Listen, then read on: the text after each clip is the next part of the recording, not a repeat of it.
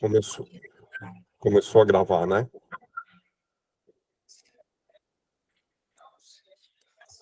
Bom, boa noite a todos. Agradeço aos mais de 283 inscritos. Muitas pessoas hoje mandaram mensagem, mas é impossível a gente, a partir do momento que cancela as inscrições, dispara o link, depois que disparou o link, é impossível a gente ficar aceitando as inscrições. Mas agradeço a todos que se inscreveram, que demonstraram interesse e que divulgaram o evento. Agradeço ao Ítalo e a Tamires e a todos da OAB que, direta ou indiretamente, contribuíram para a realização desse evento. Eu tenho a honra e o orgulho de fazer a primeira palestra da Comissão de Perícias Forenses da OAB São Bernardo do Campo, com o professor José Antônio Ribeiro de Oliveira Silva, a quem carinhosamente eu chamo de Jaros. O professor, a propósito, quando a pessoa criou o JAR, foi inspirado no José Afonso da Silva. Eu não tenho nada contra o José Afonso da Silva, muito pelo contrário, mas eu acho que o senhor merece uma certa completude, uma certa exclusividade, por isso que para mim é Jaro. Mas antes eu gostaria de passar um recado para todos. Essa palestra está sendo gravada, ela vai ser disponibilizada no YouTube da comissão. Então, se em atendimento ao artigo 6º da LGPD, se alguém não quiser que a imagem seja gravada, disponibilizada, que fique com as suas câmeras fechadas. E, a propósito, eu convido a todos para seguir o canal do YouTube da OAB São Bernardo do Campo, tem umas aulas magníficas lá. E, para receber o certificado, no decorrer dessa aula, será disponibilizado um link para registrar a presença, e só quem registrar a presença que vai receber esse link. E eu solicito também, para não atrapalhar o decorrer da aula, que todos os microfones fiquem fechados. Para declarar a abertura do evento, eu passo a palavra ao tesoureiro da OAB São Bernardo do Campo, Dr. Tiago Abreu Menegaldo. Muito boa noite, pessoal. Aos que não me conhecem, boa noite, professor José Antônio. Boa noite. Quero dizer que estamos muito honrados com a sua participação aqui na nossa subseção. Somos aí a 9ª maior subseção do estado de São Paulo. Temos aí inscritos mais de 7.000 advogados. Para mim é um tema que me chama muito a atenção, porque eu sou um entusiasta, sou advogado trabalhista de carteirinha. Eu falo que eu não sei fazer outra coisa senão militar na área trabalhista. Cheirou pó, para mim, é insalubridade e a gente tem que ter perícia. Eu não sei fazer outra coisa. Quero desejar receber a todos aqui, agradecer a presença de todos. O Ícaro não poderia ser mais assertivo na hora de convidar Vossa Excelência aqui para estar conosco, e a gente já vendo que é uma palestra aí de sucesso. Eu vim acompanhando hoje, ao longo do dia, os números de inscrição, e eles, de fato, nos chamam muito a atenção, porque a gente aqui faz diversos eventos, mas poucos atingem o número de inscrição que este evento atingiu. Isso se deve ao trabalho, sem dúvida nenhuma, do Ícaro, e também muito ao nome do senhor, que é muito difundido no meio trabalhista. Falo isso com propriedade, porque já ouvi do nome do senhor pela nossa presidente da Comissão de Direito do Trabalho, a doutora Elaine Félix. Tenho a honra também de ser par de Vossa Excelência nessa árdua batalha da docência, e também sempre escuto os nomes o nome do senhor por onde eu passo. Então, para nós é uma honra tê-lo aqui nessa noite. Seja muito bem-vindo. Obrigado mais uma vez pela sua disponibilidade aqui, por poder nos abrilhantar aí com seus conhecimentos. Aos demais, muito obrigado pela confiança, pela confiança depositada no Ícaro, em sua comissão, a nossa subseção. Eu desejo a todos um excelente evento. Obrigado, doutor Tiago. Passo a palavra também à presidente da Comissão de Perícias da OAB, Seção São Paulo, doutora Mônica Cristi Rodrigues da Silva. Muito boa noite a todos. Eu sou Mônica, advogada aqui em Rio Claro, interior de São Paulo. Vocês vão reconhecer pelo meu R, né? Não tem jeito de esconder. Mas estou aqui no interior e presidindo a Comissão de Perícias da OAB São Paulo com muita honra. E hoje, com muita alegria, eu participo, né, dessa honraria de presenciar a inauguração da Comissão de Perícias pelo doutor Ícaro, que parabenizo exaustivamente, quero parabenizar a subseção, na pessoa do doutor Tiago, e também, né, agradecer a estreia do doutor José Antônio, e fico muito feliz de saber que agora tem mais uma extensão, mais um braço da Comissão de Perícias, né? A Comissão de Perícias da OAB São Paulo já está na sua segunda gestão, e nós estamos cada vez mais desbravando, conhecendo e lutando por um desafio onde envolve perícia, e daí há esse encantamento com o tema. Junto comigo aqui, doutora, eu não estou vendo pela tela, mas doutora Adriana Belintani, nossa vice-presidente também, acredito que está aqui prestigiando, faz um trabalho árduo com a gente, e eu não poderia ficar mais feliz. Falei muitas vezes para o doutor Ícaro, muito feliz, porque nós iniciamos essa comissão no Estado de São Paulo, de forma multidisciplinar, e lá nós temos vários núcleos envolvendo perícia trabalhista, perícia de engenharia, perícia grafotécnica, perícia contábil, perícia criminal, perícia médica, perícia de psicologia, enfim, a gente vai aí crescendo no encantamento com esse tema e ver quanto é dinâmico, quanto faz diferença a gente aprofundar os estudos, né? Fruto disso é esse sucesso que o doutor Ícaro já estreia aqui na comissão, com um tema brilhante, instigante, e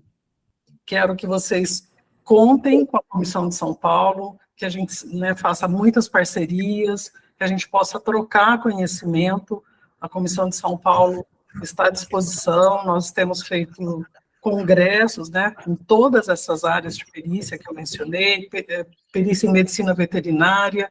Então, assim, a cada momento, quando a gente fala em perícias, chega uma nova área para a comissão, e quando a gente pensa que não dá mais para a gente abrir tantos os braços, a gente se encanta por mais uma especialidade. O que eu digo para vocês, para não tomar muito tempo, é que esse diálogo entre advocacia, peritos e judiciário, parabenizo o doutor José Antônio, é o melhor dos mundos, né? A gente troca aí os atores processuais, cada um olha o lado do outro, e aí a gente constrói um conhecimento diferente. Eu iniciei a comissão de perícias achando que nós deveríamos estar presente dentro da perícia, no ato da perícia, para isso se tornar um elemento chave para o sucesso da perícia. Mas é muito mais do que isso, né? Nós precisamos aplicar o tema, precisamos entender a matéria, precisamos compreender o trabalho do perito, entender as limitações do judiciário, propor soluções, onde esse diálogo pode sempre nos ajudar, e no que vocês precisarem, e dentro aí do conhecimento que nós temos até o momento, contem com a gente. Parabéns por esse sucesso gigante logo de cara. Tenho certeza que vocês que vão trazer elementos e conhecimentos para a nossa comissão. Muito obrigada, e honrada com o convite, doutor Ícaro. Honrada mesmo. Eu que agradeço, doutora Mônica, muito obrigado. Para apresentar o currículo sintetizado do professor, eu convido a integrante da Comissão de Perícias Forenses da OAB São Bernardo do Campo, doutora Graziela Cristina Marotti. Boa noite a todos, aos presentes. Meu agradecimento especial ao meu colega de graduação, doutor Ícaro, pelo convite de participar dessa honrosa comissão, que tenho certeza que hoje inicia aí grandes trabalhos que virão pela frente, né? Muito importante para a nossa categoria. Bem, Fico muito feliz e honrada em apresentar o currículo do Dr. José Antônio. Juiz titular da 6ª Vara do Trabalho de Ribeirão Preto, doutor em Direito do Trabalho e da Seguridade Social pela Universidade de Castilla-La Mancha, da Espanha, com título revalidado pela USP, Universidade de São Paulo, mestre em Direito Obrigacional Público e Privado pela Unesp, professor da Escola Judicial TRT 15 e de outras EJUDES. Bem-vindo, doutor José Antônio, e mais uma vez obrigada por compartilhar conosco essa noite aí sua imensa sabedoria, conhecimento, muito importante para todos nós que operamos na área do direito do trabalho. Obrigada. Muito bem, acho que agora é comigo. Boa noite a todos e a todas, uma honra enorme, extraordinária estar com todos e todas aqui na UAB de São Bernardo do Campo, a convite da Comissão de Perícias Forenses. Boa noite, doutor Tiago, muito agradecido pelas palavras muito gentis em relação à minha pessoa. Boa noite, doutora Mônica. É muito bom saber que a UAB de São Paulo está preocupada com essa questão das perícias, que é uma questão crucial para a realização de justiça.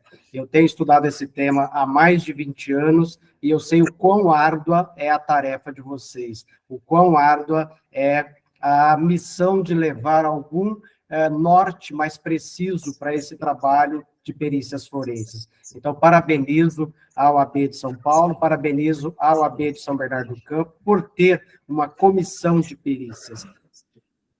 Oxalá todas as subseções da OAB, ou pelo menos as de maior porte, tivessem essa preocupação de ter uma comissão de perícias forenses.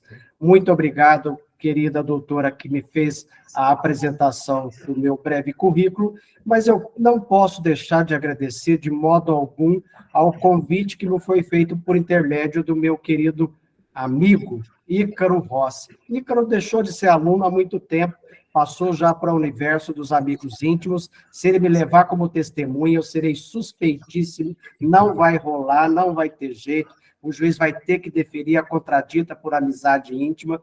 Vocês não têm ideia do que o Ícaro já fez. Ele já leu meu manual das audiências trabalhistas 3 vezes, e já apontou diversos equívocos de redação, de raciocínio, me ajudando a melhorar esse manual das audiências trabalhistas. Vocês não perceberam, mas de graça eu fiz um merchan do meu manual das audiências trabalhistas, sem pedir permissão para o doutor Tiago, sem pedir permissão para o Ícaro. Eu divulgo a vocês, então, queridos amigos e amigas, o meu manual das audiências trabalhistas. Um livro que já está na sua 3ª edição, pela editora Juspódio.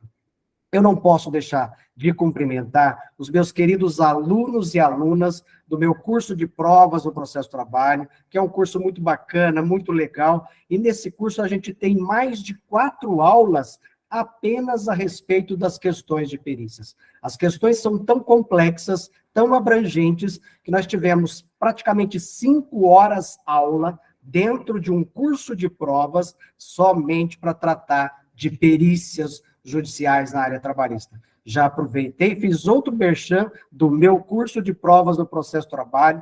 Quem tiver interesse, siga o Audiência 4.0, porque lá tem bastante conteúdo a respeito de perícias e outras situações. Mas quero cumprimentar também os advogados e advogadas de São Bernardo do Campo, de região, que me dão a honra de estar comigo nesta noite. Eu já estou no meu 3º turno, eu fiz 25 iniciais pela manhã, aqui da minha sala de audiências virtuais. Aqui de manhã é sala de audiências, à noite vira sala de aulas, sala de palestras, e assim a gente vai difundindo conhecimento, trabalhando na área jurídica. Meus queridos advogados e advogadas de São Bernardo, parabéns a vocês por terem uma comissão de perícias forenses, por se interessarem por esse tema, por estarem aqui nessa noite e por terem eleito o doutor Ícaro Rossi como, talvez esteja equivocada a expressão, diretor, presidente dessa comissão de perícias forenses. E, enfim, meu muito obrigado à professora Jussara, lá de Uberaba, que trouxe a galera toda para cá para poder assistir essa palestra. Um abraço fraterno, um desejo de muito boa sorte aos queridos alunos e alunas da Uniub e outros estudantes que estejam por aí. Gente, hoje nós temos que falar, então, de perícia trabalhista. E eu quero tratar de alguns temas mais técnicos, ao lado disso, de algumas questões práticas. Porque não adianta nada a gente ficar com teoria jurídica, com teses que não levam a lugar algum. De algum tempo eu tenho colocado nas minhas obras jurídicas que as teses jurídicas, elas precisam ter concretude, precisam levar a algum lugar e, sobretudo, precisam nos encaminhar para decisões mais justas, para soluções mais justas em todos os processos. Não é fácil fazer justiça, não é fácil. Você tem um advogado de reclamante trabalhando, um advogado de reclamada trabalhando, você depende de provas para fazer essa prestação jurisdicional, e muitas vezes há uma sobrecarga de trabalho que faz com que a gente não tenha tempo suficiente para tratar bem os nossos processos. Quando eles dependem de perícia, pior ainda. Fica muito mais complicado, o processo demora mais ainda, e muitos advogados e advogadas, fora os de São Bernardo do Campo, ainda não dominam todas as técnicas de perícia, de impugnação de laudo pericial, para que a gente possa realmente fazer um melhor trabalho. É o Ítalo que vai passar os nossos slides, é isso? Tem o Ícaro e o Ítalo, é isso? Que legal. Isso, doutor, sou eu. Ítalo, por favor. Muito bem. Começando do começo, olha que legal, o doutor Tiago já falou assim, olha, ele trouxe um professor para falar essa pérola, que começa do começo. Vocês já viram alguém começar pelo final? Eu até poderia começar pelo final, falar que todo esse encaminhamento, todo esse diálogo, toda essa nossa conversa de hoje, ela tem uma finalidade. A finalidade de mostrar que nós não estamos cumprindo devidamente a nossa Constituição, a nossa Carta Fundamental. Porque toda vez que nós estamos falando de perícias na área trabalhista, nós estamos falando de perícias que envolvem uma questão muito importante. Quer seja a perícia de insalubridade, de periculosidade, de acidente do trabalho, de adoecimento ocupacional, muitas vezes não nos damos conta do que está por trás disso, do que estamos tratando em verdade.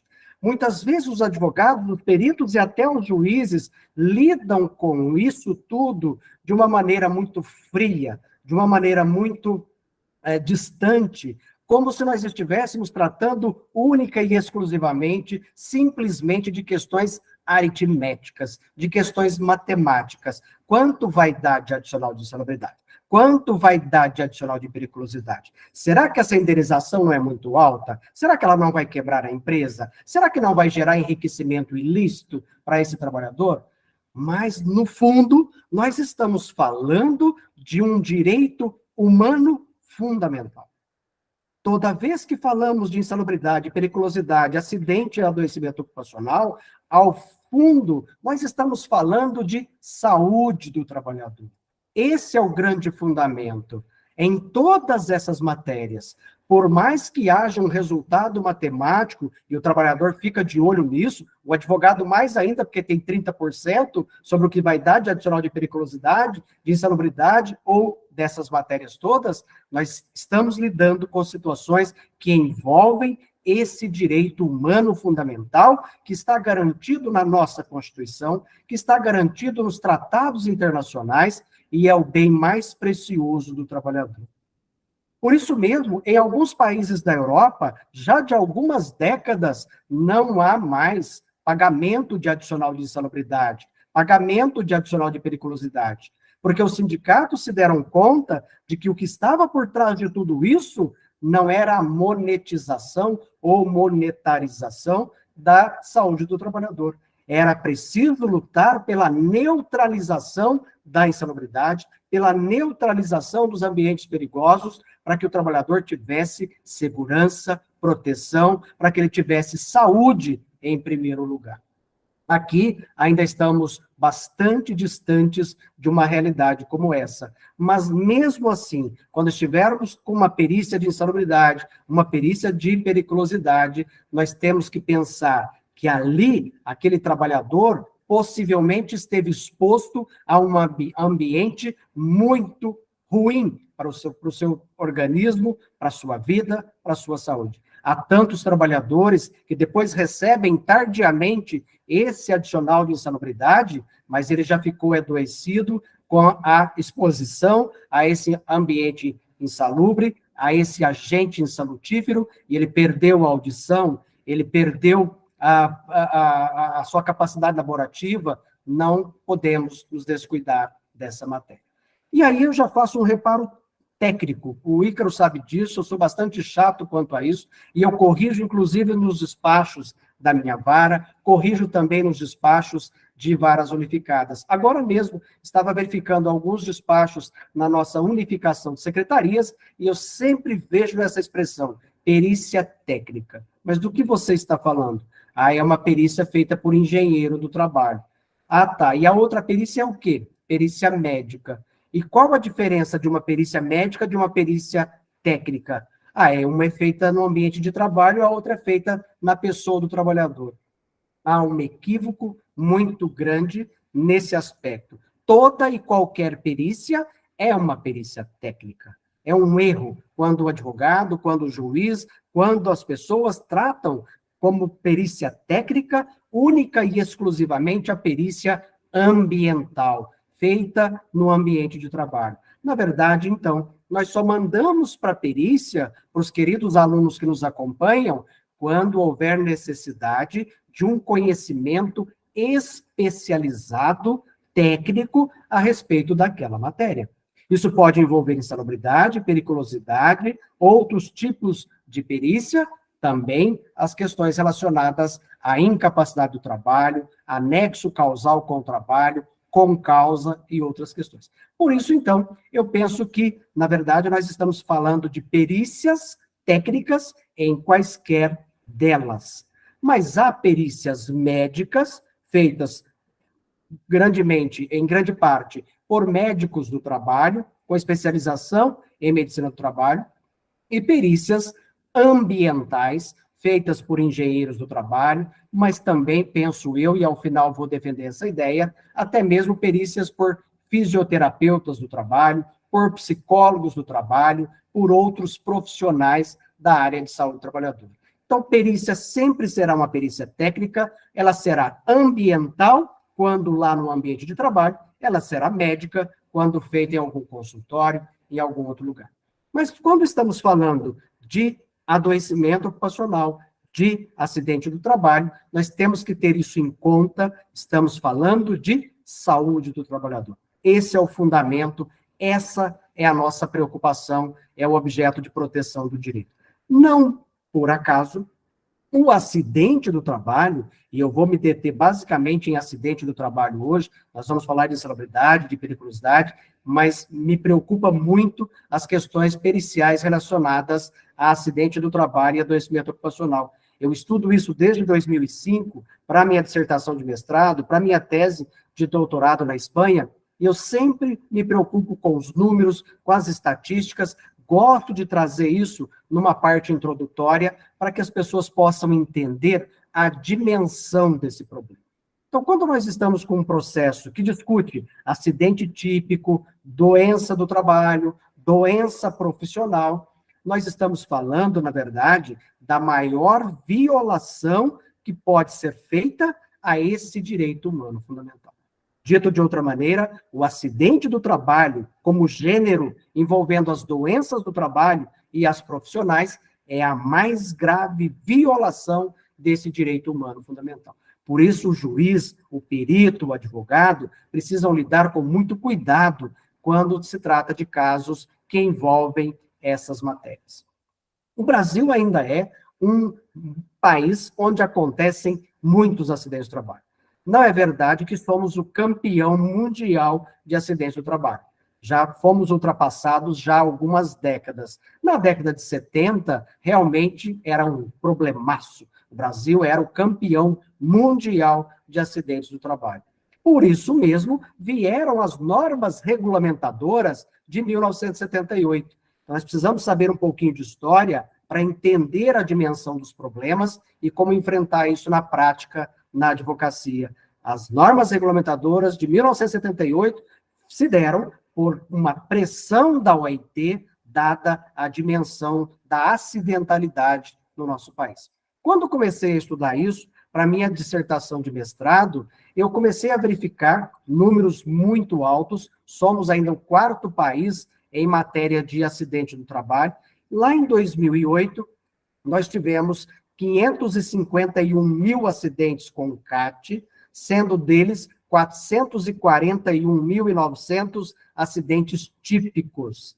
Mas nós tivemos uma ferramenta extraordinária naquele ano, que mudou bastante os nossos prognósticos, as nossas atenções em matéria de saúde do trabalhador e de perícia. E os advogados ainda não descobriram ela. Salvo os advogados de São Bernardo do Campo e os meus alunos, tem muitos advogados por aí que ainda não dominam essa técnica fundamental do NETEP, do Nexo Técnico Epidemiológico Previdenciário. Essa é uma ferramenta genuinamente brasileira, muito bem desenvolvida na UNB, por um grande especialista na matéria. Há muita crítica ao NITEP ou NETEP, não importa, mas é uma ferramenta extraordinária, não só no campo previdenciário, mas também no campo trabalhista. Se os advogados começassem a usar um pouco mais o nexo técnico epidemiológico previdenciário, eles poderiam ter um pouco mais de facilidade de impugnar os laudos periciais, de formular quesitos adequados e de tentar convencer o juiz a respeito do nexo causal. Você pode utilizar esse nexo técnico que gera uma presunção de relação do trabalho com a doença adquirida. O nexo técnico tem tem esse norte, é uma ferramenta que tem defeitos e muitos defeitos, mas que nos aponta uma direção. Olha, se naquela atividade econômica, naquele KNAI, eu tenho um número extraordinário, muito acentuado, de determinada doença, é porque, presumivelmente, essa doença tem alguma relação causal com o ambiente laboral. Se você tem bursite de ombro em demasia, em frigoríficos, por que é que só nos frigoríficos nós temos tantas bursites de ombro? Se nós temos tantos problemas de lombalgias, dorsalgias em motoristas, por que é que no setor de transportes eu tenho tantos problemas de coluna desses trabalhadores? Muito mais do que em outros trabalhos, em outras atividades econômicas. Daí que, em 2008, quando a ferramenta foi utilizada pela primeira vez num ano inteiro, nós tivemos um número assustador de 204.900 doenças relacionadas ao trabalho por uma presunção derivada do nexo técnico-epidemiológico previdenciário. Isso alarmou a comunidade científica, os estudiosos da matéria, que começaram a se preocupar, porque nós temos um número limitadíssimo de notificações de doenças do trabalho. Esses números giram em torno de 18 mil, 20 mil, pouco mais de 20 mil, ano após ano. É como se a gente tivesse um número pequeníssimo de doenças do trabalho e um número muito grande de acidentes típicos. Vocês que são advogados, vocês que são advogadas, me digam com sinceridade, nos seus processos, vocês lidam mais com acidente típico ou com doenças do trabalho? A resposta é óbvia. Vocês lidam muito mais, como advogado reclamante ou advogado reclamado, com doenças do trabalho e não com acidentes típicos. As estatísticas, portanto, estão erradas. Há uma subnotificação de doenças do trabalho. Uma subnotificação muito acentuada, muito forte. E esse NETEP, em 2008, denunciou isso. De 20 mil doenças notificadas, nós caminhamos para mais de 200 mil doenças presumidas. Eu fiz um estudo disso em 2012, os números eram muito parecidos, só o NETEP que baixou bastante, porque aí as empresas, as grandes confederações começaram a malhar o NETEP, contratar profissionais para malhar o NETEP, e eles começaram a reduzir o número de presunções dessa ferramenta. Em 2021, eu fiz uma nova pesquisa e nós tivemos uma situação não muito diferente daquela encontrada em 2008. nós tivemos mais de 536 mil acidentes, 349 mil acidentes típicos, 96 mil acidentes de trajeto, isso é muito forte, é uma situação preocupante, e nesse número não estão incluídos sequer os uberistas da vida. Porque na Uber, nas plataformas digitais, nós não temos empregados. Então, os acidentes envolvendo entregadores de iFood, de comida, entregadores em geral, e também os motoristas de aplicativo, nem aparecem nessas estatísticas, porque eles não são empregados. Se aparecessem, talvez nós tivéssemos um número dobrado, triplicado nesse acidente de trajeto ou até no acidente de trabalho em si. Seria de trajeto ou de trabalho? Depende muito do que ele está fazendo. Aí é uma relação muito importante, não dá para discutir isso agora, porque o acidente de trajeto mesmo é quando a pessoa está indo de casa para o trabalho, do trabalho para casa. Mas esse pessoal, eles fazem de tudo. Eles vão para o restaurante, vão para casa, voltam para o restaurante, dá uma passadinha ali, dá uma passadinha ali. Nós nunca sabemos se é um acidente de trajeto ou se é um acidente do trabalho em sentido estrito. É bastante complicado nessas atividades. E nós tivemos mais de 71 mil doenças presumidas relacionadas ao trabalho. Ítalo, por favor, você pode passar o próximo para mim? E muito importante a gente observar, nesses estudos, que mais de 40% desses acidentes, os acidentes típicos, atingem dedos, mão e punho dos trabalhadores. Eu costumo brincar as suas ferramentas de trabalho. Isso é entre aspas. Claro que não são ferramentas de trabalho. Mas todos nós, ou muitos de nós, usam as mãos para o trabalho. Quando esse trabalhador, então, tem acidente que atinge dedos, mãos, punhos, muitas vezes eles ficam incapacitados para o trabalho. E muitas vezes de forma permanente. Eles não podem trabalhar. Mas isso é muito grave. Quase metade dos acidentes atingem essas regiões tão importantes do corpo humano para esses trabalhadores. Para terminarmos essa parte introdutória e para deixar vocês bastante alarmados mesmo, o acidente do trabalho é muito grave, o adoecimento também é muito grave, tanto assim que em nível mundial as coisas também caminham dessa maneira. A OIT estima mais de 6 mil mortes por dia de trabalhadores no mundo, por conta de acidente do trabalho, de doença do trabalho, e muitas delas sequer notificadas. São mais de 2.300.000 trabalhadores que morrem por ano por conta dessa tragédia, desse infortúnio. Professor, mas tem coisas muito mais graves, dengue e outras situações mais. Será mesmo? A dengue incomoda muita gente. A dengue gera campanhas públicas de erradicação, de tentativa de eliminação do problema. Vamos comparar o acidente de trabalho com a dengue. Em 2021, nós tivemos 246 mortes por dengue no nosso país, segundo o Ministério da Saúde. Nós tivemos 2.538 trabalhadores mortos em 2021 por causa de acidente do trabalho. Ou seja, o acidente de trabalho mata pelo menos 10 vezes mais do que dengue. E você não vê uma campanha governamental, você não vê uma campanha do Ministério do Trabalho e Emprego, da UAB, de quem quer que seja, do próprio Judiciário, para a gente poder combater esse grave problema social. Porque, no final das contas, quem paga as contas somos nós. Somos nós. Quem paga todos os benefícios previdenciários somos nós, a sociedade brasileira. As empresas pagam algumas indenizações por acidente do trabalho, mas a conta final fica para a sociedade em geral. Ítalo, por favor.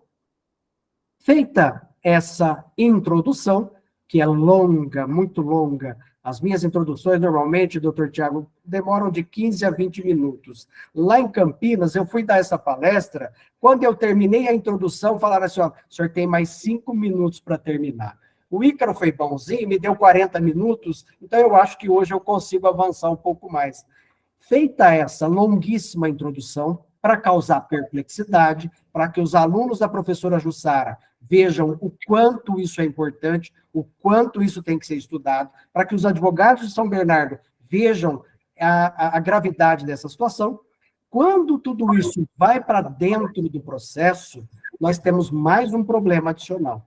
Temos esse problema social, um problema trabalhista, mas temos um problema mais sério ainda dentro do processo, que é o problema das perícias judiciais. Isso é grave, isso é muito ruim, é muito complicado. Eu vou até tomar água para poder desenvolver isso com vocês. Beba água, porque água é vida. Se você não tinha ouvido isso, é um dos bordões do professor José Antônio. Beba água, água é vida. Nos faz respirar, nos faz pensar, refletir. O professor dá uma pausa e agora eu consigo assimilar. Problema das perícias judiciais. Tudo isso vai, então, para o processo, e aí nós temos uma grande angústia. Não pensem vocês que só os advogados ficam angustiados com a qualidade das perícias. Os juízes também. Eu sofro muito, tenho muita angústia quando eu vejo laudos periciais em matéria de insalubridade, periculosidade, mas principalmente de doenças do trabalho, inconclusivos, mal elaborados, sem método, sem resposta a quesitos fundamentais. Isso é muito, muito ruim para todos nós. Então, nós temos, na verdade, um grande problema a resolver, que é o problema das perícias judiciais.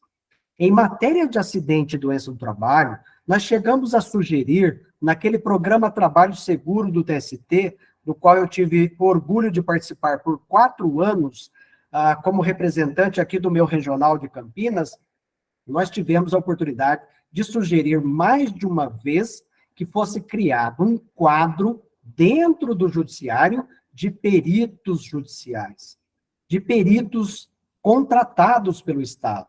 Talvez se nós tivéssemos peritos que fossem servidores públicos, vocacionados para isso, com o ideário da justiça do trabalho, com a principiologia do direito do trabalho em mente, nós tivéssemos resultados muito melhores. Não quero dizer com isso que todo trabalhador tem que ganhar, que todo trabalhador tem que receber as suas indenizações. Porque nós temos um grande problema do outro lado, o abuso nas reclamações trabalhistas. Nós temos um abuso muito sério nessas reclamações que tratam de adoecimentos ocupacionais. Eu mesmo tenho a tristeza de falar, toda vez que eu me pronuncio sobre esse tema, que a maior parte das minhas sentenças é de improcedência em matéria de adoecimentos ocupacionais. Porque, muitas vezes, o advogado cria uma ilusão de que aquele trabalhador vai receber uma indenização, propõe essa ação, traz pedidos indenizatórios de adoecimento ocupacional, de dano moral, de dano material, às vezes de dano estético, e às vezes o trabalhador trabalhou 3 meses na empresa, 6 meses, não teve um afastamento sequer, não apresentou um problema de saúde sequer durante essa prestação de serviços. Então, muitas vezes se mostra também uma aventura jurídica nessas demandas de acidente e de doença no trabalho. Não quero dizer que, excepcionalmente, isso não possa acontecer. Excepcionalmente, o trabalhador se ativou 3 meses ou 6 meses e adquiriu uma doença muito grave naquele ambiente de trabalho. Você pega um trabalhador que cai dentro de um silo, e aí ele se contamina com diversos produtos químicos e às vezes vem a óbito. Eu peguei um caso, substituindo no nosso tribunal, que o trabalhador estava há 3 meses na empresa e por falta de segurança, ele caiu dentro desse silo, demoraram para retirá-lo de lá e ele morreu nessa queda, nesse coisa. Peguei um outro caso do trabalhador que com essa queda adquiriu uma neoplasia tão grave, mas tão grave, que ele faleceu em 3 meses.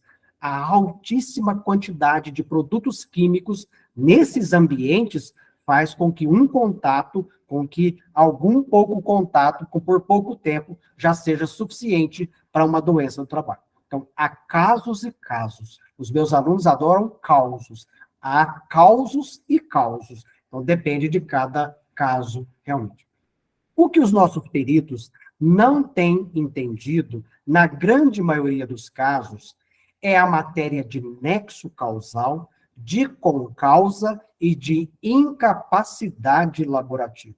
É isso que tem gerado muitas injustiças, porque lá substituindo no tribunal, eu vi quantas situações em que o laudo foi muito mal elaborado, em que a sentença simplesmente validou esse laudo, o juiz não quis se meter no problema e julgou conforme o laudo, julgou tudo improcedente. E lá nós examinávamos essas questões e víamos que não havia a melhor justiça, não havia a melhor entrega de prestação jurisdicional. Chegamos a converter em diligência alguns recursos ordinários para que o primeiro grau mandasse fazer uma segunda perícia para que a gente tivesse uma melhor solução em alguns processos. Mas nem todo juiz pensa assim, nem todo desembargador pensa assim, e isso gera realmente muitos problemas. Nós temos que entender, e os peritos também precisam entender, que o nexo causal com o trabalho não significa, de modo algum, que não possa haver outros nexos de fora do trabalho. A maior dificuldade dos peritos mesmo é a de entender a chamada concausa. Então, nós temos um nexo causal, que pode ser direto ou indireto, quando o trabalho, de forma amplamente majoritária, contribui para aquele adoecimento. Não há nada de fora do trabalho que nos leve à conclusão de que outra situação pessoal tenha contribuído para aquele adoecimento. Então, você tem lá um trabalhador que trabalha num ambiente ruidoso, 115 decibéis, o perito engenheiro foi lá, fez perícia ambiental, constatou 115 decibéis sem nenhuma proteção ou sem proteção adequada. Em 5 anos de trabalho, o trabalhador recebeu um EPI, um protetor auricular. Isso não existe, doutor Tiago, é só para ilustrar minha palestra. Isso, com certeza, o senhor nunca viu por aí, a Jucemara não viu, o Ícaro também não viu, ninguém vai ver. Pois bem, há casos que acontecem dessa maneira. Então, nesse caso, nós temos que ter um reconhecimento de nexo causal entre o trabalho e a doença, a perda auditiva induzida por ruído, porque há um ambiente de muito ruído, sem a proteção adequada, e nada nos traz para dizer que também fora do trabalho houve alguma contribuição. Mas vamos imaginar uma situação pitoresca que eu conto em aula há muito tempo.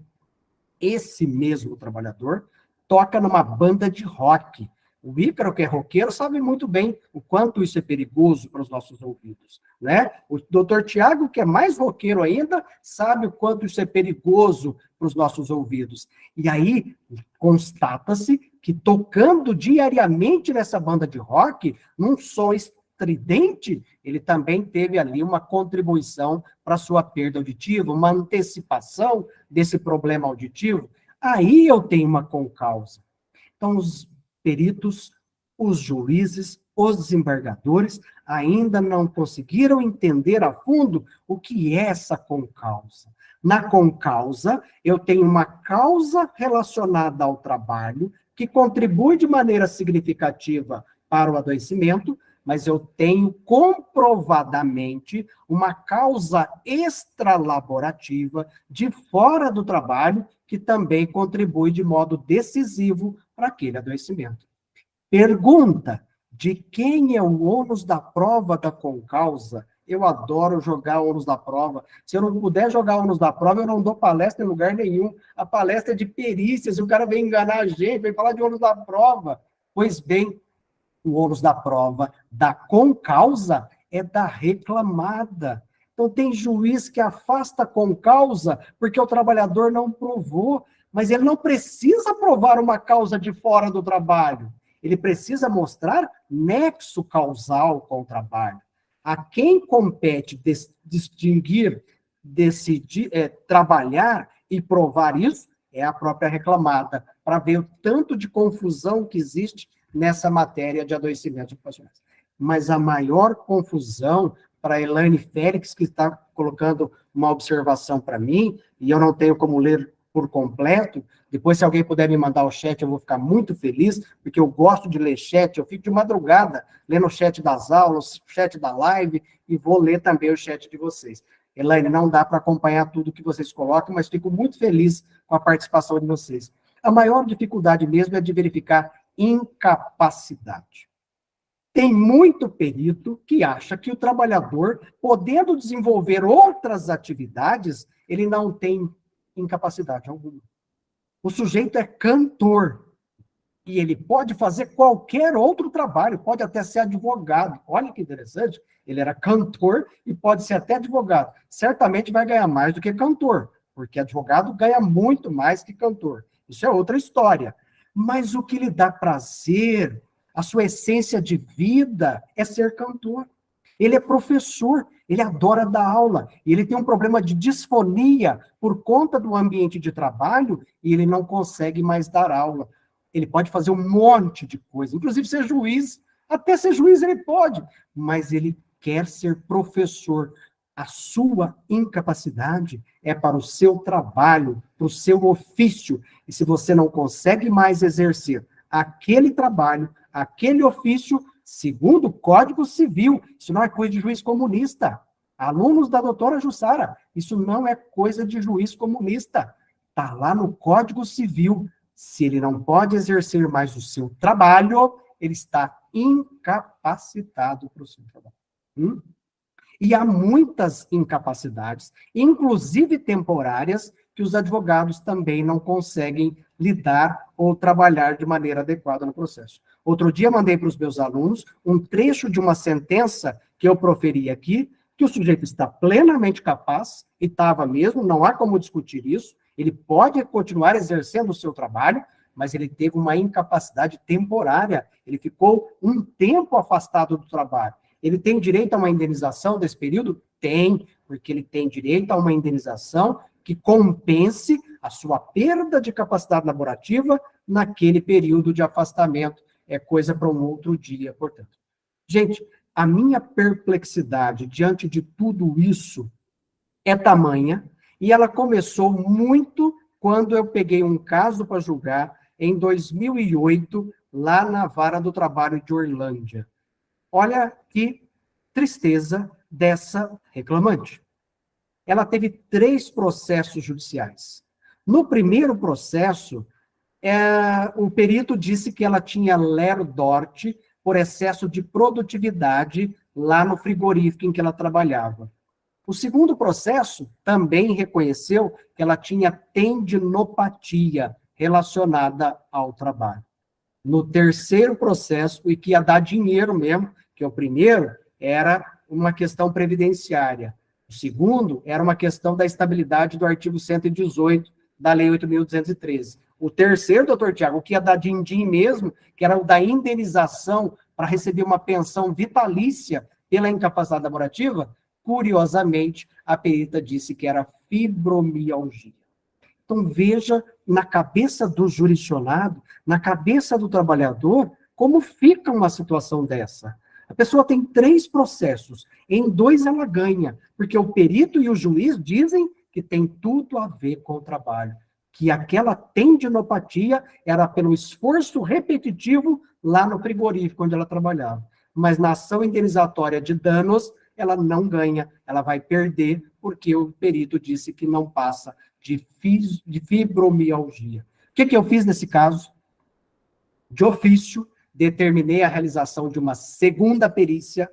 O segundo laudo não foi também muito satisfatório, mas eu reconstruí esse laudo pericial e julguei procedente o pedido indenizatório, porque havia prova suficiente no processo para demonstrar que ela realmente tinha problema relacionado ao trabalho. O que eu mandei fazer? Mandei fazer uma perícia ambiental por engenheiro do trabalho para medir os ciclos de trabalho dela no frigorífico, e aí a repetitividade dos movimentos ficou extremamente bem caracterizada no laudo ambiental. Com o laudo ambiental, eu desconstruí o laudo pericial médico e reconstruir esse laudo, condenando a empresa ao pagamento das devidas indenizações. Então, pega essa técnica, advogado, pega essa técnica, advogada. Muitas vezes vocês precisam trabalhar com documentos, com perícias ambientais, com perícias por outros profissionais para desconstruir aquele laudo ruim e reconstruir, ter um laudo bom. E dos dois lados. O advogado reclamado não fica tristinho, tem técnica para você também. Tem muito perito que força a barra. Tem muito perito que dá nexo causal em tudo e dá incapacidade, ainda que parcial, em qualquer processo. Isso também não pode, isso também está errado. Você pode desconstruir esse laudo, reconstruir com base em documentos, ofícios para hospitais, ofícios para determinadas entidades, para você municiar o juiz de provas suficientes para ele afastar a conclusão pericial. E há outras técnicas que a gente vai ver na sequência. Isso também acontece nas perícias de insalubridade e de periculosidade? Por certo que sim. Eu aposto que algum de vocês já deve ter se deparado com laudos periciais de insalubridade inconclusivos, ruins, mal fundamentados. Isso não é legal. Isso também gera muita injustiça. Seja laudo reconhecendo a insalubridade, seja laudo afastando essa insalubridade. O perito não tem método, o perito não faz as análises necessárias, não faz as medições necessárias, não usa os equipamentos adequados para essas medições, não comprova a calibração desses equipamentos, tudo isso pode influir no resultado da perícia, para bem ou para mal, para o sim ou para o não. Então, vocês precisam também trabalhar os laudos de insalubridade e periculosidade para que eles sejam melhor apresentados no curso do processo. Ítalo, por favor. Veja você como você pode trabalhar outras ferramentas para que você consiga resultados melhores dentro do processo. Nós temos, muitas vezes, que estudar a própria atividade da empresa e tentar mostrar para o juiz que naquela atividade econômica a situação é muito diferente. O raciocínio é o mesmo do advogado bom de reclamante, que faz um estudo prévio da empresa, verifica que já há vários processos em relação a ela na matéria de insalubridade, traz laudos positivos de outros processos para provar que lá realmente é um ambiente insalubre. É a mesma técnica. Então, o advogado bom, ele estuda a empresa, ele vê processos anteriores, ele vê laudos anteriores, positivos ou negativos. Porque há advogado reclamado muito bom também, que traz cópias de laudos negativos para dizer, excelência, o senhor não quer advertir o reclamante? O juiz não faz isso, o juiz nunca adverte reclamante nem reclamado. O juiz é um semideus, ele está ali acima de tudo, querendo paz. Mas o advogado reclamado, às vezes, já aconteceu isso comigo. O senhor não quer advertir o reclamante? Ele está insistindo na insalubridade. Já teve 5 perícias na minha empresa, eu juntei a cópia dos 5 laudos. Os 5 foram negativos. Nem existe esse agente insalutífero que ele está mencionando na inicial. A empresa não trabalha com esse agente. Você pode trazer tudo isso. Então, olha, o mesmo raciocínio que a gente trabalha para os laudos de insalubridade e periculosidade, para o sim ou para o não, para o bem ou para o mal, podemos trabalhar também nas perícias médicas, nas perícias de adoecimentos ocupacionais. É muito importante o advogado estudar NETEP, é muito importante ele ver estatísticas de NETEP, mas também estatísticas de acidentalidade naquele ramo de empresa. Eu estudo muito isso porque foi objeto da minha tese de doutorado. E eu consegui mostrar para uma banca lá na Espanha, estudando o nosso NETEP, que em algumas atividades econômicas, por conta de vários fatores, dentre eles o excesso de jornada de trabalho, nós tínhamos muito mais doenças naquelas atividades econômicas. E de lá até esta parte, olha que bonito, Josemara, de lá até esta parte, eu tenho visto que as coisas não mudam muito. há 13, 14, 15 atividades econômicas no nosso país que geram muito mais doenças do que outras. E essas mesmas atividades econômicas têm um número muito mais acentuado de acidentes do trabalho. Olha para você ver essa tela.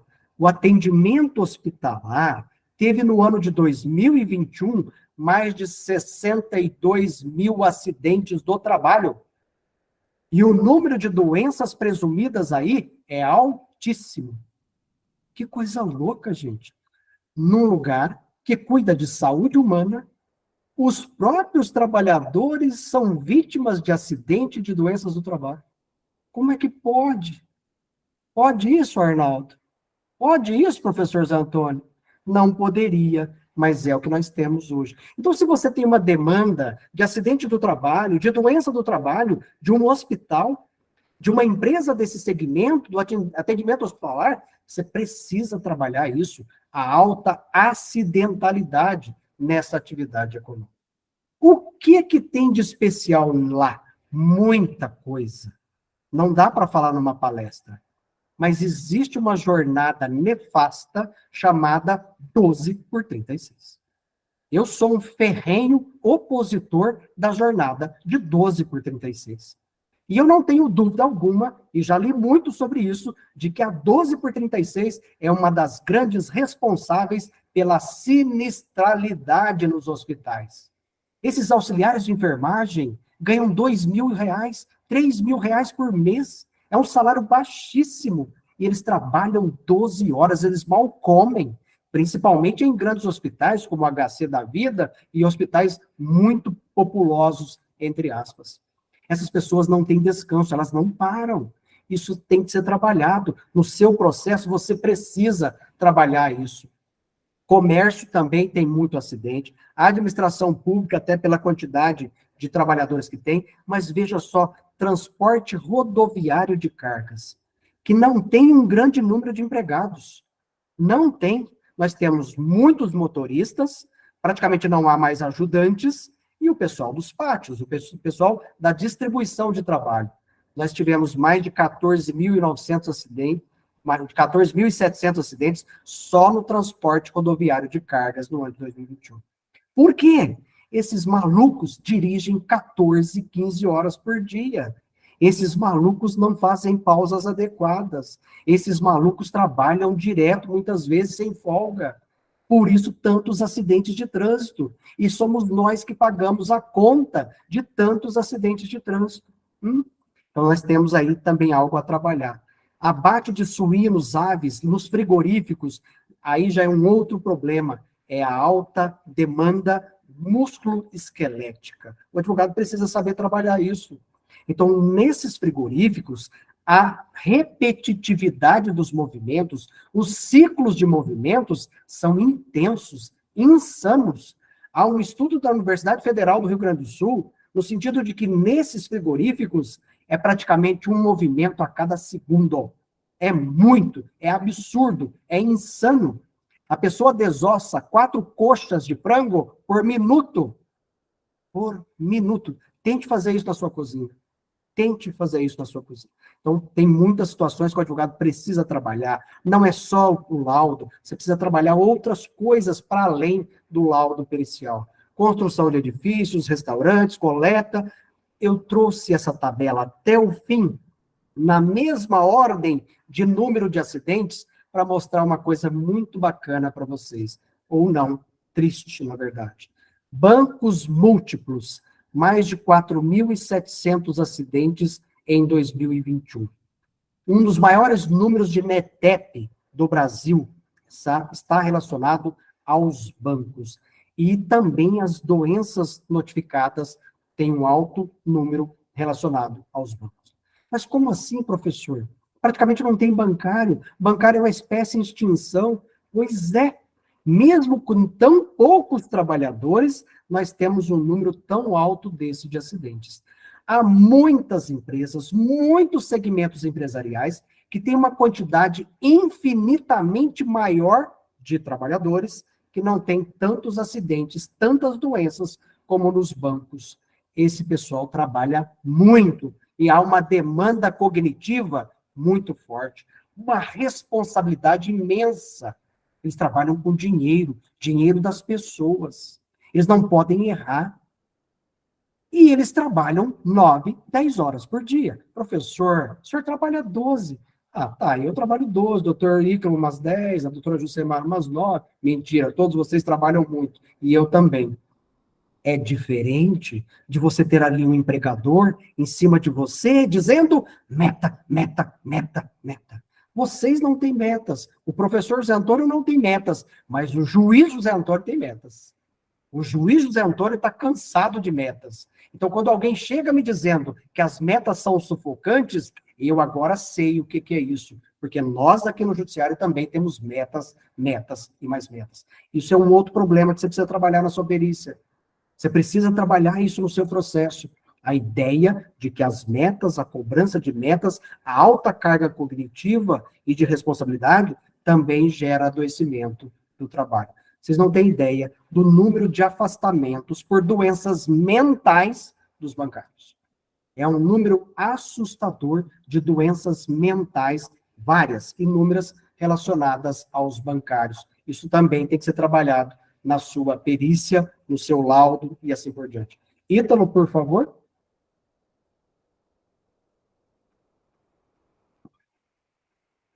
Nós temos aí, portanto, de trabalhar nessas perícias, essa presunção derivada do NETEP. É uma mera presunção? Sim, uma presunção. A professora Jussara lembra da síndrome de burnout. Eu tenho um caso aqui muito significativo, muito especial, de um trabalhador, de um advogado com síndrome de burnout. É um advogado empregado, é um processo dificílimo e está na minha vara para decidir, para resolver, muito, muito difícil. Triste.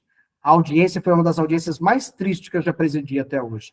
Em 27 anos de magistratura, tendo feito mais de 54 mil audiências, uma das audiências que eu tive vontade de chorar foi essa audiência de instrução desse advogado com síndrome de burnout.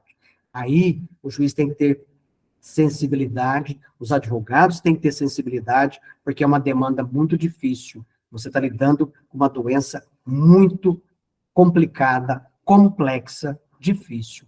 Essa presunção do NETEP, portanto, tem que ser trabalhada. Cabe à reclamada provar, então, que não tem nada a ver com o trabalho. Nas perícias relacionadas a doenças do trabalho, o advogado reclamante trabalha a ferramenta do NETEP, tentando gerar uma presunção de nexo causal, e a reclamada tenta provar que, a despeito de um número grande de doenças naquela empresa, naquele caso, não tem nada a ver. Naquele caso, não teve nada que ver com o trabalho. O advogado reclamado, portanto, precisa começar a trabalhar causas extralaborativas. Causas extralaborativas. Porque se você traz causas extralaborativas, você, no mínimo, reduz a indenização da empresa. Por quê? Porque o juiz vai reconhecer com causa. Se ele reconhece com causa, ele diminui a indenização à metade, a 30%, dependendo da situação. E se você tiver mais sorte, dependendo do grau e extensão da causa extralaborativa, você derruba por completo a presunção de nexo causal. Quer ver? Síndrome de burnout. A síndrome de burnout tem que estar unicamente relacionada ao trabalho. Digo de outra maneira, só há síndrome de burnout se a única causa da doença psíquica da pessoa é a causa do trabalho. Aquele trabalho que adoece, que queima, que faz sofrer, que faz angustiar, que faz a pessoa odiar o trabalho, não querer ir para o trabalho. Mas ela não tem nada de fora do trabalho também gerando esse problema para ela.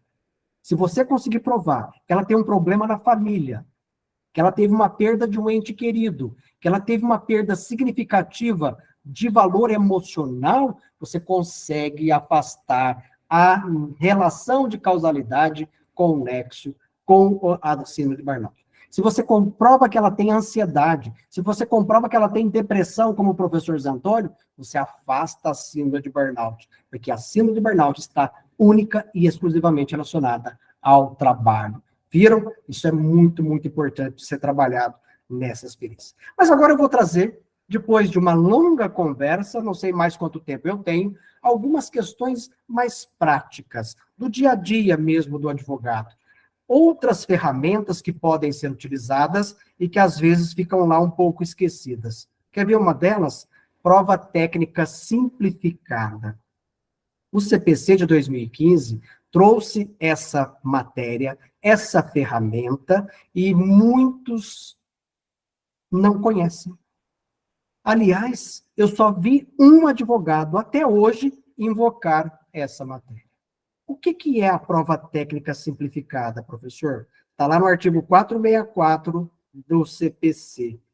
Em matéria de menor complexidade, em que há uma certa sintonia de argumentos entre reclamante e reclamado, e basta um parecer de um técnico, de um especialista, para elucidar a matéria, não há necessidade de perícia, não há necessidade de ir ao ambiente de trabalho, investigar o que tem lá, para fazer um laudo pericial, que vai ser impugnado e tudo isso.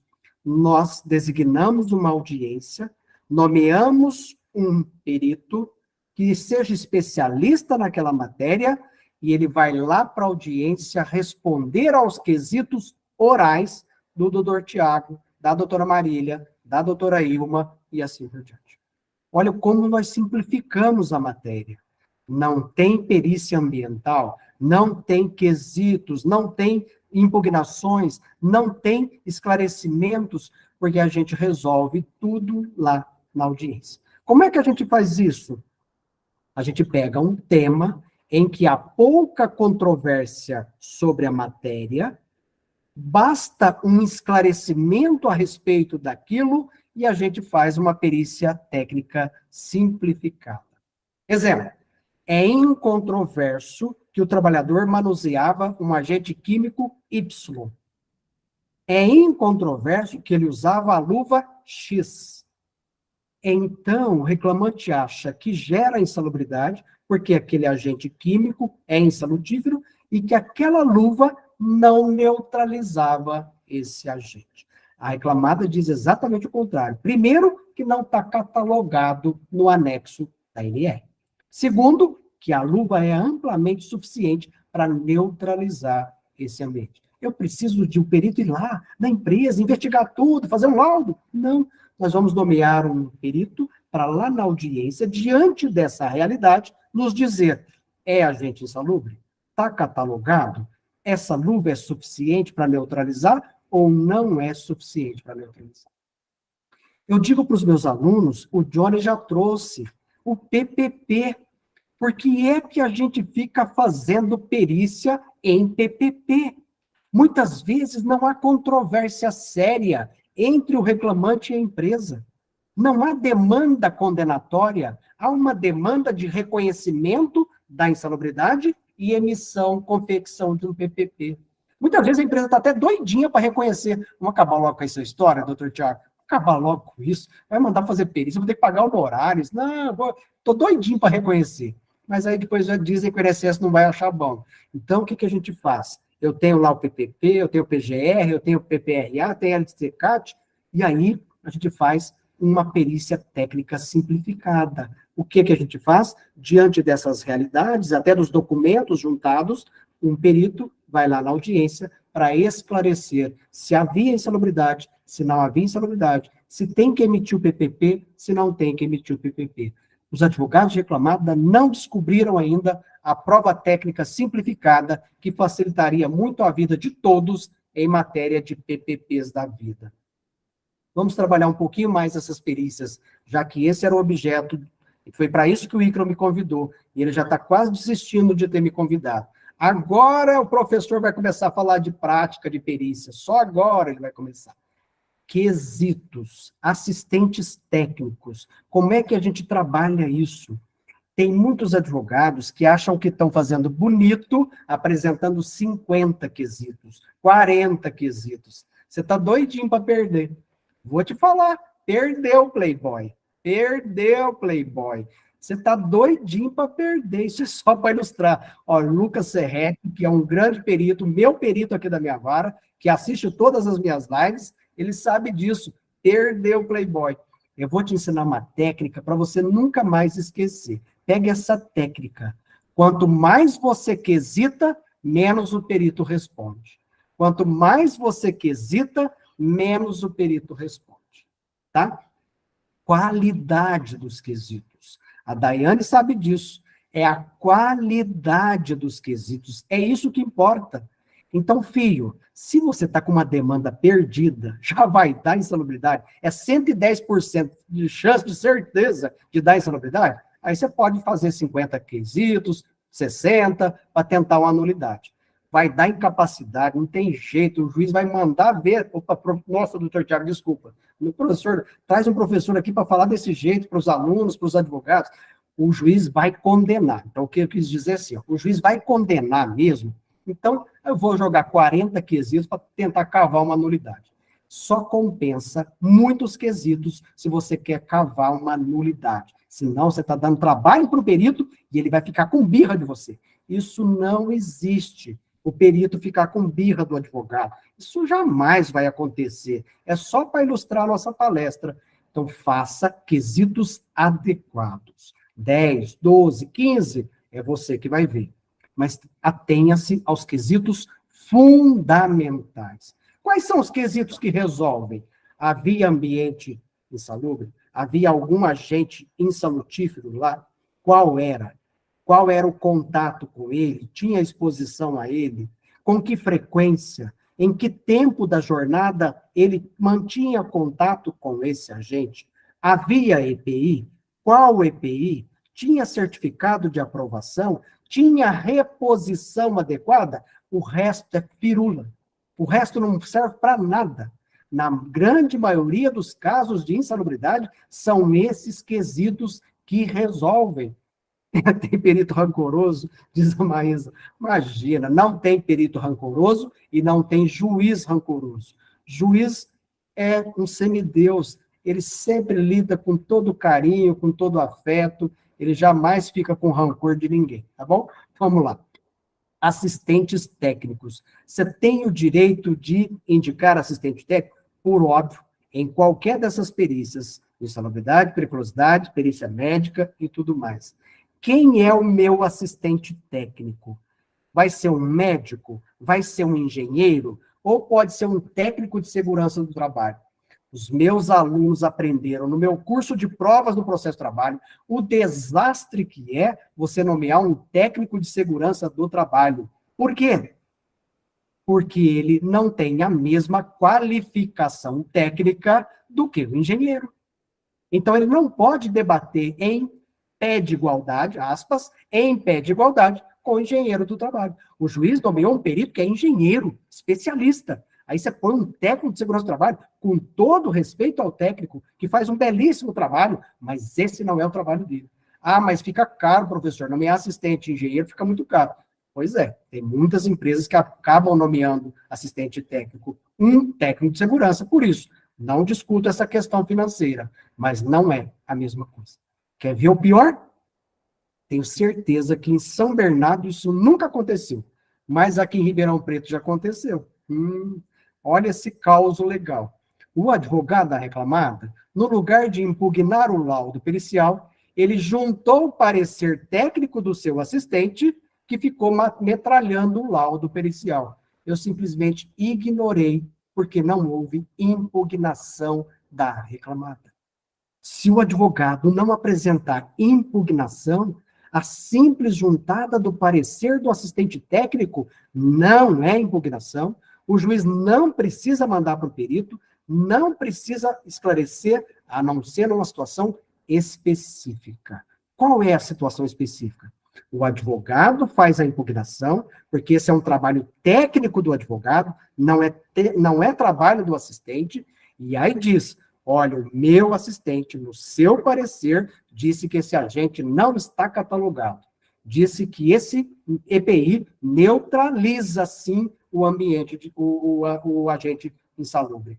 Eu quero que o senhor, então, se manifeste sobre essa impugnação do meu assistente. Eu quero que o senhor se manifeste precisamente sobre esse quesito que o meu assistente elaborou. Aí sim. Então, pega essa técnica. Quem faz impugnação é o advogado, não é o assistente técnico. Agora, se você, na sua impugnação, traz quesitos suplementares com base no parecer do seu assistente, o perito está obrigado a responder. E se o perito não responde, isso pode gerar nulidade. Artigo 473 do CPC. Anote para você ver. Lá no 473 do CPC, você tem 5 técnicas de impugnação muito, muito importantes. A Jucemara se delicia com isso. Ela acha que essa aula foi maravilhosa. Então, eu te convido, querido amigo de São Bernardo, a fazer o meu curso de provas no processo de trabalho. Porque isso aqui é, com todo respeito a vocês, uma pequena palhinha, como dizem alguns, do meu curso de provas no processo de trabalho. Lá a gente aprende tudo isso de maneira técnica, de maneira bem explicada, bem fundamentada. Aqui é uma correria para eu tentar chegar no final dessa palestra e não cansá-los mais do que eu já estou cansando. Legal? Parecer do seu assistente. De preferência, com o mesmo nível de qualificação do próprio perito do juízo. E você faz a impugnação e traz o quesito do seu assistente, portanto. Pio, vou te ensinar mais uma técnica muito bacana.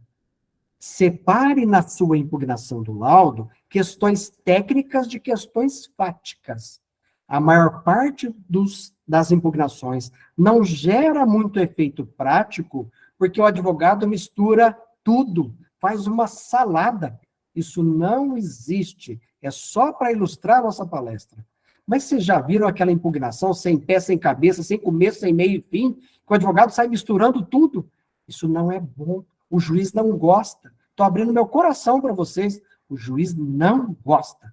Então, você vai separar impugnação fática de impugnação técnica. Porque na impugnação fática, você vai deixar para o juiz muito claro que você precisa ouvir testemunha, que você precisa ouvir a parte contrária, porque se trata de uma questão fática. Usava ou não usava aquele EPI? Usava ou não usava aquele EPI? Isso é uma questão fática. Isso não é impugnação técnica. O perito não tem que ficar se esmiuçando nisso. Quantas vezes entrava na câmara fria? Entrava 10 vezes? Uma vez só? Ficava 5 minutos? Ficava 30 segundos? Isso é questão fática. Separe das impugnações técnicas, porque lá na audiência de instrução, a hora que você falar que quer ouvir testemunha, o juiz vai falar para você, cadê? Qual é a matéria que o senhor quer instruir? Qual matéria? Qual matéria? Isso não acontece. Eu tenho certeza que em São Bernardo nunca aconteceu. Mas tem juiz por aí, diz a lenda, que ele vai falar, cadê? Cadê na sua impugnação? Acha aí na sua impugnação. E aí, você separando impugnação fática de impugnação técnica, você vê claramente, você vê. Então, comece a sua impugnação pelas impugnações fáticas, porque a hora que o juiz te falar aonde está a sua impugnação, está na folha 473, está na folha 474, eu disse que queria provar que ele não entrava na Câmara Fria, eu disse que eu queria provar que ele entrava, e assim por diante. Legal? Diante disso, você tem mais facilidade de levar as questões para audiência, de produzir provas sobre elas, e assim por diante. Ítalo, por favor, mais uma vez. Para nos encaminharmos para o final, porque eu acho que eu já estourei meus 40 minutos faz um tempão, substituição do perito ou nova perícia? Essa é outra técnica que os advogados precisam aprender. Você pode pedir a substituição quando ele não cumpre o prazo, mas não sejam tão afoitos. Nós temos poucos peritos, os peritos não dão conta de fazer no prazo. Se o perito é bom, espera o laudo. Se o perito é bom, espera, porque é melhor do que substituir o perito. Mas você pode pedir a substituição por falta de conhecimento, por não ter feito um bom trabalho, ou por não entregar no prazo. Mas você pode pedir que o juiz desconsidere o laudo. Lembram? Tudo que eu falo tem um encadeamento lógico. Nós começamos falando da desconstrução do laudo. Você falou assim, o que eu tenho que fazer? Eu tenho que levar uma marreta? Esse professor é doido. Eles falam que eu tenho que desconstruir o laudo. Eu acho que eu tenho que levar uma marreta para a audiência. Não, filho, a sua marreta é técnica. Artigo 479 do CPC. você vai trabalhar a desconstrução do laudo para que o juiz afaste a conclusão pericial e decida de modo contrário. Artigo 479 do CPC. Você vai invocar o 479 do CPC para dizer, senhor juiz, o senhor que é justo, magnânimo, decide contra o laudo. Esse laudo é ruim, esse laudo não está bem fundamentado. Olha para o senhor ver o parecer que eu trouxe. Olha para o senhor ver o laudo emprestado que eu trouxe. E você vai trabalhar. Olha o NETEP que eu demonstrei para o senhor. E aí você vai trabalhar a desconstrução e a reconstrução nesse 479 do CPC. Legal? E eu esqueci que o juiz é lindo, né? A Jucemara, então, me lembra, porque o juiz do trabalho, ele é realmente extraordinário. O juiz do trabalho é bom, é inteligente, é lindo e, sobretudo, modesto. Sobretudo, modesto. É de uma modéstia extraordinária, doutor Tiago. Muito bem. Você pode requerer uma nova perícia. Como é que você vai requerer e conseguir uma nova perícia? Vossa Realeza, boa. Valesca, valeu. Vossa Realeza, eu vou levar essa, hein? Ó, nova perícia. O primeiro laudo é ruim, é mal fundamentado, não respondeu os seus quesitos nucleares. Paulo Basílio adora isso. Os quesitos nucleares importantes que você colocou. Ele não respondeu o quesito do seu assistente, você então vai pedir uma nova perícia com base no artigo 480 do CPC. Uma segunda perícia, muitas vezes, resolve o seu problema. Resolve o seu problema. Onde e como requerer? Primeiro, você esgota as impugnações. Você apresenta a impugnação, você solicita esclarecimentos, tenta fazer isso mais uma vez, não rolou, o perito realmente não responde, não esclarece, aí você já começa, nas suas petições, trabalhar o requerimento de uma nova perícia. Lá na audiência, não jogue a toalha, o juiz já indeferiu, né? Isso não acontece, mas o juiz já indeferiu. Lá na audiência, você reitera o requerimento. Excelência, eu quero reiterar o requerimento de folha 504 e quero justificar para Vossa Excelência a necessidade de uma segunda perícia. Esse perito não analisou isso, não observou essa questão, não viu esse documento, não viu esse laudo, não viu esse documento de saúde do trabalhador, não viu isso ou aquilo, e aí você tenta trabalhar a nova ou segunda perícia. Vai rolar? Na maior parte das vezes, o juiz vai indeferir, mas você começa a plantar ali uma sementinha de nulidade. Você está mostrando a necessidade de uma segunda perícia e o juiz indeferiu, você já trabalha isso depois no tribunal. Em matéria de perícia complexa, nós podemos, inclusive, ter mais de uma perícia ou mais de um profissional fazendo essa perícia. Artigo 475 do CPC. E aqui eu levanto uma questão muito importante para a gente. Em matéria de acidente e principalmente de doença do trabalho, é importante fazer uma perícia ambiental ou não?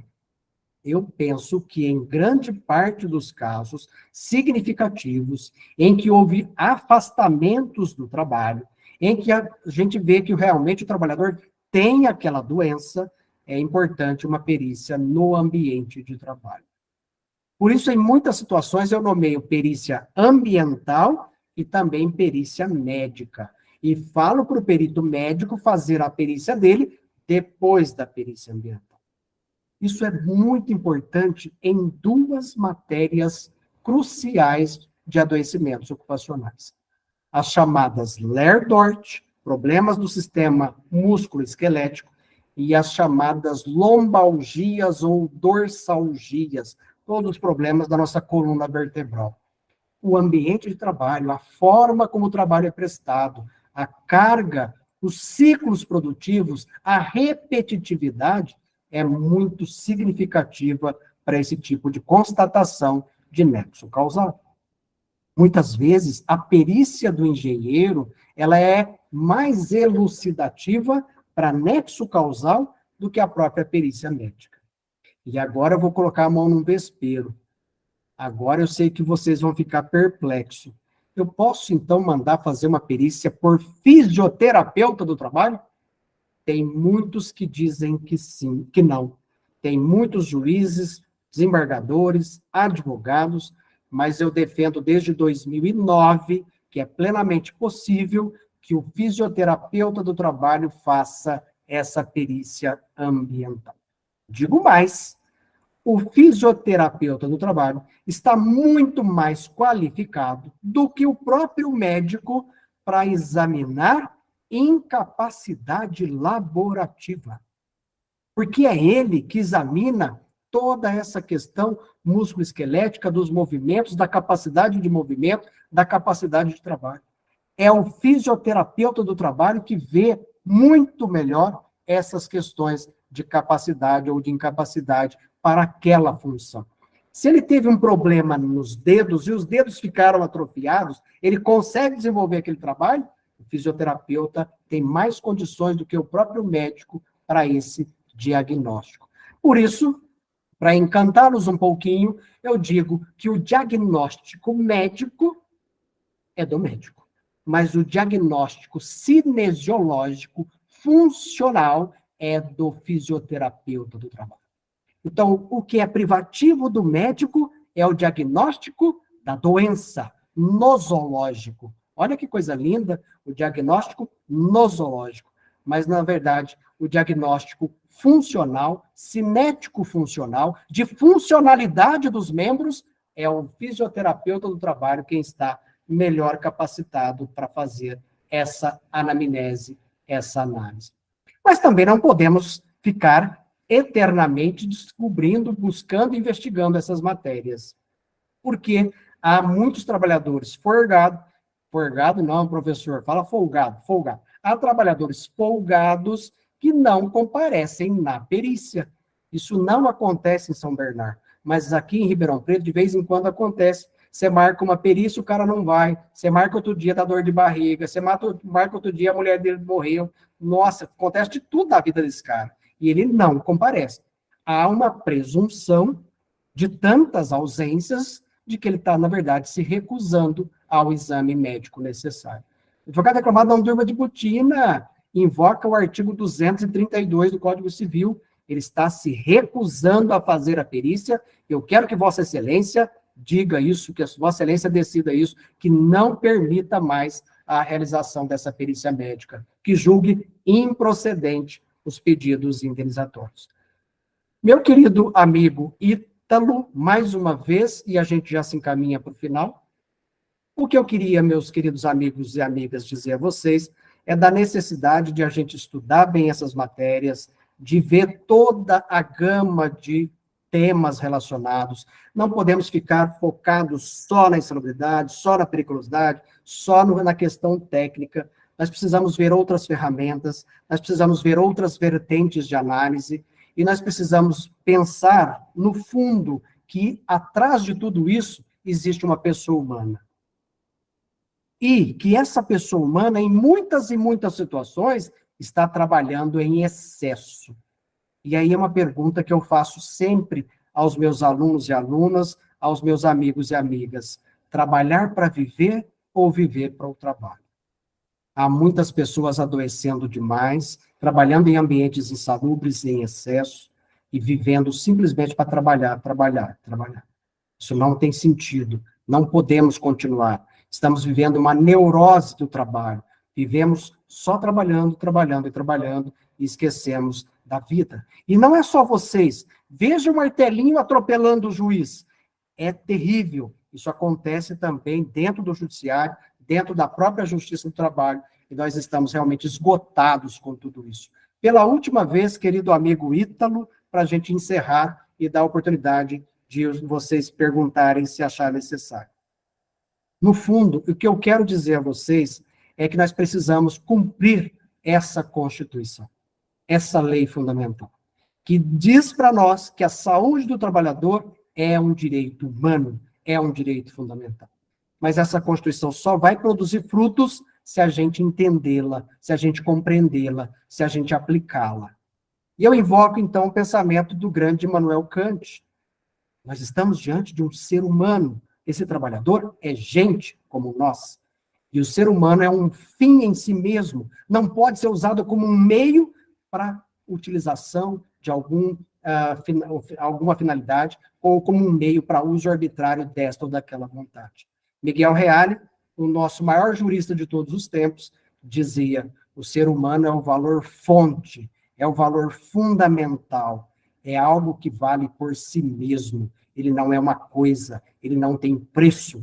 A indenização é um preço pela incapacidade. Mas lá atrás desse trabalhador incapaz, existe uma pessoa humana que tem vida, que pulsa como a nossa vida também. Muito obrigado, queridos amigos e amigas. Desculpem se me estendi demais. Fico à disposição de vocês para alguma pergunta, para alguma questão da parte de vocês. Meus parabéns, professor. Muito obrigado. Professor, está cheio de elogios aqui para o senhor, como sempre, sensacional. Eu vi uma pergunta aqui, o Johnny Ferreira levantou a mão agora, ele quer fazer uma pergunta. Pode falar, Johnny. Boa noite, professor. Uma palestra brilhante, gostei demais do conteúdo. O senhor é um excelente expositor, muito obrigado, nos ensinou demais. Professor, gostaria de entender a questão do juiz com relação à tabela SUSEP. Pelo menos na nossa visão, é uma tabela que está muito defasada no sentido de se estabelecer ali uma perda laboral do trabalhador. Com relação a essa tabela SUSEP, o senhor entende como que a gente consegue auxiliar o juiz na questão da fixação dessa indenização para tentar chegar um pouco mais próximo de uma indenização de fato que vai reparar o dano causado ao trabalhador, que muitas das vezes, além da perda laborativa, também vai ter uma perda ali da qualidade de vida, e enfim. Muito legal. Obrigado, Johnny. Obrigado pelas palavras gentis. A tabela da SUSEP posso falar um palavrão? Uma desgraça em matéria trabalhista. Ela não é pensada para a área trabalhista, ela é pensada para a área de seguros, não tem nada a ver com incapacidade funcional do trabalhador, com saúde humana, não tem nada a ver com isso. A tabela da SUSEP é uma tragédia, a gente não pode ficar utilizando essa tabela. Uma perda de um dedo significa 12% de incapacidade. Se a pessoa precisa daquele dedo para desempenhar o seu trabalho, um pianista é uma incapacidade total. A não ser um João Carlos Martins, é uma incapacidade total. Então, ela não serve de parâmetro. Tente trabalhar com o juiz a CIF, a Classificação Internacional de Funcionalidades. Essa tabela da CIF é sensacional. E aí são várias tabelas, várias categorias de classificações ali. Você pode trabalhar o baremo argentino, você pode trabalhar o baremo português, são várias outras referências para você trabalhar a perda de funcionalidade. Tente mostrar que aquela perda de funcionalidade gera uma incapacidade muito maior do que a tabela SUSEP aponta. Tá? Perfeito. Obrigado, professor. Ótima noite. Obrigado, boa noite. Professor, tem mais uma pergunta aqui do Dr. Gilberto Orsolan Jacques. Aí a gente encerra as perguntas, porque o senhor fez 32 audiências hoje, né, professor? Eu agradeço a disponibilidade, foi uma palestra excelente. Com a palavra, o Dr. Gilberto Orsolan Jacques. Bom, muito boa noite, professor.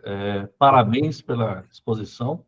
Comungo praticamente de 99,9% do entendimento do doutor, é que eu acho que aí é bem diferente da massa, né, do costumeiro. Eu vi que tem fisioterapeuta participando aqui, inclusive eu tenho no meu escritório, minha esposa que é físio, e ela acompanha as perícias.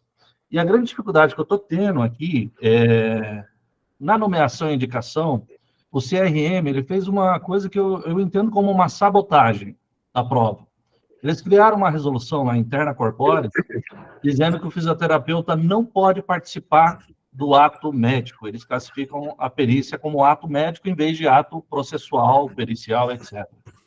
E, na maioria das vezes, os peritos eles não informam. Eles deixam para você ser pego de supetão, vamos dizer assim, no ato pericial, ele impede o acesso à perícia. E aí eu pergunto, qual o modus operandi para combater, e às vezes, muitas vezes, o magistrado, ele defende essa tese do CRM, em vez da tese da prova processual.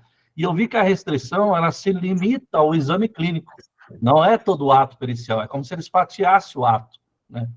Como é que a gente poderia combater essas decisões que ela cerceia a prova do trabalhador? né? Principalmente a gente representa mais reclamante do que reclamada. Obrigado, doutor Gilberto, e eu entendo isso mesmo há muito tempo, escrevi artigos sobre isso. Em 2011, eu e o procurador de trabalho, Sandro Sardá, lá de Santa Catarina, que é um grande estudioso dessa matéria, nós escrevemos um artigo, inclusive quando saiu a lei do ato médico. A lei do ato médico quis realmente tornar privativo do médico toda e qualquer perícia médica. Mas a própria lei faz ressalvas ali, quando se tratar de questões cinético-funcionais, cinesiológicas, isso não afasta a participação de outros peritos, de outros especialistas na anamnese. O grande problema mesmo, doutor Gilberto, é a perícia mesmo, a anamnese, porque aí existem resoluções do próprio CFM dizendo que só médico pode acompanhar a perícia médica, e outro profissional não pode. Inclusive, tem um problema sério quanto aos advogados, de permitir ou não permitir o acompanhamento pelo advogado ali dentro. Agora, recentemente, teve uma decisão lá do CFM dizendo que o advogado pode acompanhar, desde que ele entre mudo e saia calado. Ele não pode questionar, não pode participar, ele só pode acompanhar essa perícia. Quanto ao fisioterapeuta, nós temos um grande problema, porque são duas perícias completamente distintas. O que eu costumo fazer aqui para evitar esse tipo de discórdia? Eu nomeio os dois, o fisioterapeuta do trabalho e o médico, mas para que cada um faça o seu laudo pericial, independentemente do trabalho do outro. E às vezes eu mando o fisioterapeuta do trabalho fazer o laudo primeiro, para depois o perito médico fazer o dele, porque aí a gente já começa a deixar ele de mãos mais amarradas, ele não pode destoar daquilo que o próprio fisioterapeuta constatou no ambiente de trabalho. Então, o fisioterapeuta do trabalho, com todo respeito, não é a pessoa mais indicada para acompanhar a anamnese no corpo do trabalhador, não é. Ele é o profissional mais indicado para examinar o trabalhador, se ele quiser fazê-lo, a respeito de funcionalidade de membros e órgãos, mas para também ir ao local de trabalho, muitas vezes, fazer essa anamnese ambiental para verificar como era o ambiente, qual era a carga de trabalho, ciclo de trabalho e tudo mais. Então, de modo que temos que trabalhar com os dois, mas nunca em conjunto, não dá certo. Vai dar briga com certeza, tá? Perfeito, obrigado, professor. De nada. Obrigado, professor.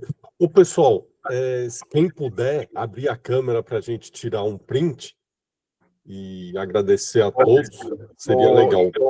Ô, Ícaro, eu gostaria só de arrematar aqui alguns detalhes. Pela conversa aqui, ouvi atentamente aqui as palavras. Como é bom ouvir o sotaque do DDD 16. Meus pais moraram em Santo Antônio, foram vizinhos do senhor aí. Eu frequentei muita região de Ribeirão Preto, especialmente o Bar do Pinguim, aquele do centro antigo mesmo. É muito bom. Mestre, o senhor fala de inversão de ônus de prova e eu acho isso fantástico, porque não tem como falar dessas questões sem falar do ônus da prova, né? E eu sou técnico de segurança do trabalho também, e eu acompanhei ativamente isso. Eu não me meto muito nessas questões de fazer os laudos, né, fazer os pareceres técnicos, mas já me usei de me autonomear como assistente técnico para acompanhar o cliente na perícia, porque nós tínhamos aqui em São Bernardo uma certa resistência de alguns juízes de autorizar que o advogado acompanhasse a perícia junto com no ato pericial, né? Então eu me autonomeava, mas era só mais para acompanhar o meu cliente mesmo. Então, e as suas dicas foram muito valiosas aí, principalmente quando a gente fala dessa questão da presunção da culpa, porque naturalmente a estratégia processual que a gente adota é exatamente isso. Eu tive a honra de escrever um artigo que vai ser publicado ainda em homenagem ao desembargador Valdir Florim, falando exatamente desta inversão, não da inversão, mas da presunção da culpa, e aí a questão da inversão do ônus da prova. Isso é fantástico. Quem não assistiu essa aula hoje deve ir lá no YouTube da OAB e assisti-la e prestar muita atenção nesse ponto, porque isso, de fato, é muito esclarecedor. Parabéns, mais uma vez, aí pela sua explanação, mestre. Esteja sempre conosco, sabe que a OAB de São Bernardo está aqui sempre de portas abertas. Falo isso em meu nome, em nome do nosso presidente, doutor Luiz Bertanho. e pediu para que eu estivesse aqui representando ele, que em razão de compromissos não conseguiria estar presente. Mas para mim foi assim uma honra pelo tema, pela matéria, por fim, por todo o aprendizado de hoje. Muito obrigado, viu? Eu que agradeço. Obrigado, doutor. Agora sim, Ícaro, encaminhamos. Ícaro está sem áudio. Obrigado, professor. Ô, professor, perguntaram se o senhor pode disponibilizar esses slides. Claro, pode passar. Vocês têm aí, eu já tinha mandado para você, pode passar para o pessoal, nenhum problema. Tá, a OAB manda, então. Então tá bom, pessoal, muito obrigado, até a próxima. Valeu, gente. Tchau, tchau. Tchau, tchau. Muito obrigada. Nada. Tchau, boa noite. Boa noite Tchau, a gente. todos. Boa noite. Valeu.